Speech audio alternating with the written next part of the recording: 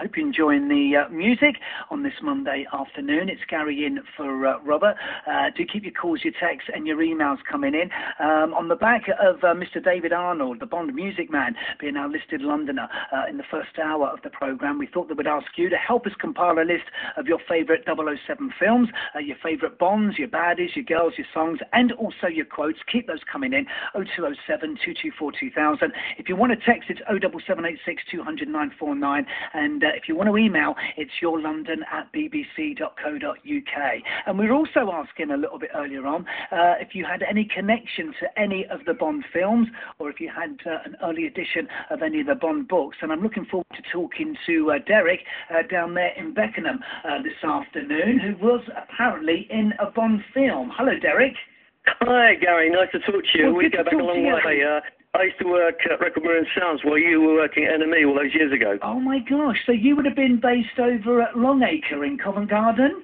Yeah, before that, Benwell Road, actually, and then we moved to Spotlight, which was in above Covent Garden Station. Oh, nice. And, I worked also on Rock Dreams, which used to come in. I was old friend of Paul Weller as well, so I know Paul, so we have some kind of connections in the past. And life treating you well? All good? It's very well. Yeah, I've been a bit ill recently, but I'm getting a bit better, thank you. So, I just thought I'd give you a call because I'm a big Bond fan, and actually worked on four Bond movies, but with the stunt team and also on Living Daylights. Okay. I mean, Derek, you said that you're a Bond fan. I mean, David was, talking about his love for the genre, being ignited, I think, by You Only Live Twice. Why has it endured for so long, do you think? I mean, why are we still excited, still interested to see what they're going to do next? Well, speaking from a male point of view, obviously, when my grandmother, Nora, took me to see, I think it was From Russia with Love, actually. Right. You felt as a kid that you were James Bond when you walked out of the cinema. It was that kind of feeling. I think it's endured its time and obviously progressed, and obviously Daniel Craig is doing a brilliant job now. So that's what I feel. It's just the ultimate action hero. Yeah, he's done really well. I'm really pleased for him. He's meant to be a really nice guy. But also, getting back to the Bond movies, I was a friend of the late Peter Hunt, and I kept contact with him up to the time he died a few years ago.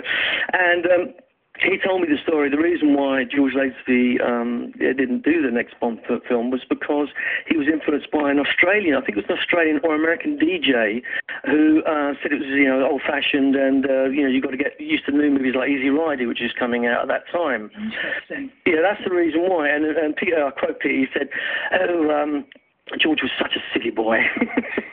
So it was great. And a silly boy, but a great Bond, I thought. I mean, it's a pity that he didn't want to do any more.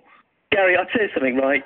When you played We Have All the Time in the World, I thought Gary's right on in tune there, because that's my favourite song and my favourite movie ever. And I think that it's George Lazenby. It's a shame he didn't progress, but I think it's just because he got bad influence from other people, and I think he obviously regrets that. But Peter Hunt, as you know, the director, he was the editor on all the Bond movies up till he was obviously given the direction of directing Her Majesty's Secret Service. He was the one who cut. It's his cutting style, which edited the films which we see now, is his kind of formula of cutting the movies. He's just a wonderful friend and director. Now, Derek, you mentioned a little bit earlier on that you've been involved in 4 Bond films. Do you want to tell us about one of them? Okay, the Living Daylights, I play an MI6 agent. I'm the guy who takes Jerome Crabb, can't remember his name, the Russian guy, out of the pod with Q, and then I take him up and put him on that jump jet. Barbara actually asked for me on that because she'd known me from the other movies. See me, I've got a credit as MI6 agent, which is quite nice.